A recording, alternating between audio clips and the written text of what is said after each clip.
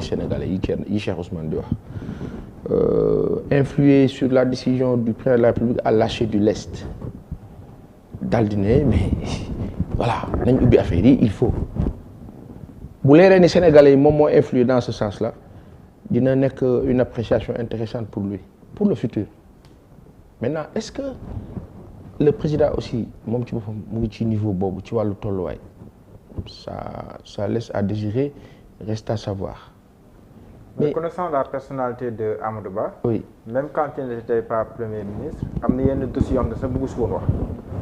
Oui. ku mel noonu tey jii te même yenn combat politique yi gënoon àpp bu si doon wax sax day am fu mu si yem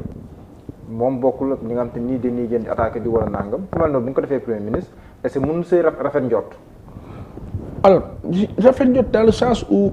sur le plan caractériel ci li ñuy gis en tout cas xam nga nit na kenn du ko xam. mais ci li ñu gis ci li ñu wan quand une autorité est pondérée parce que quoi qu'on puisse dire APR moom dafa nekk mbooloo moo xam ni dañu agressif bëri mu mbaay bëri kenn xamul dañu bëgg a def dañoo fax rek voilà mu nga noonu avec tous les respect qu'on a à leur endroit seen style de fonctionnement et je pense que peut-être loolu ay ondes la yoo xam négatives qui partent de leur leader yoo xam ni dafa moo yàq seen liggéey en fait c'est-à-dire que ñoom yoon bi ñu waroon nekk la ñu faussé alors quelqu'un comme Amadou Ba je pense koo xam ni liggéey nga nekk nga fonctionnaire depuis le temps des années 80 à maintenant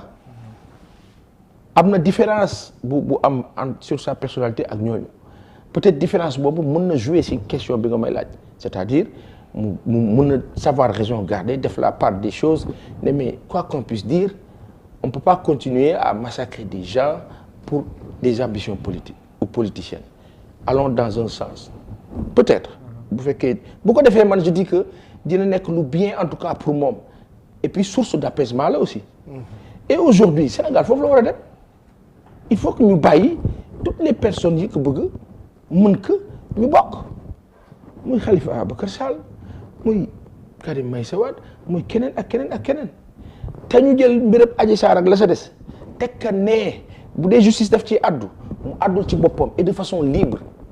de façon désintéressée pour que sénégalais yi mën a sentir une dose de sincérité par rapport à l'intention bi nga xam ne ñu ngi kaa wan ci diggante ci nomination Amadou Ba bi du nekk lu yomb nag parce que am na ñeneen ñu nga xam ni sa waay ñoom itam dañoo am seen ay dossiers am xel ñaar nag ñenn ñi sur la personne de Amadou Ba vis-à-vis d'actes qu'ils ont eu à poser face à lui et que ñoom tey dans leur entendement si jamais monsieur Ba arrive à bon port comme on dit à réussir quelque chose peut-être que sénégalais dina am fenn fu ñu kaa xoolee foo xam ni bu ñu xëyoon bis ne dañ koy dénk dara ñoom du leen arrangé yooyu yëpp ay paramètres la mooy que liggéeyam du yomb dina am ñu kaa jàppale dina am ñu kaa yàqal. Au sein du parti et au sein de la en interne comme en externe. En externe même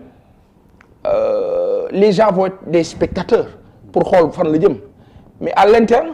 wax nañ ko fi sànq sauf que ñooñ di xeex à l'interne di yàq ka defar ñum ci kum ci mënti doon sénégalais yi lijjantiwuñu ñooñu sénégalais ñoom li ñuy lijjanti mooy leen Ahmadou Ba war a jox su baaxee gongo su baaxul sanction bi day gën a gaaw. Thierno dafa mel ni sànq am na loo bëggoon leeral. waaw non ci bi muy wax ci affaire alliés yi la. bon ni Cheikh bi waxee Cheikh Ousmane que ne allié amalu njariñ Macky Sall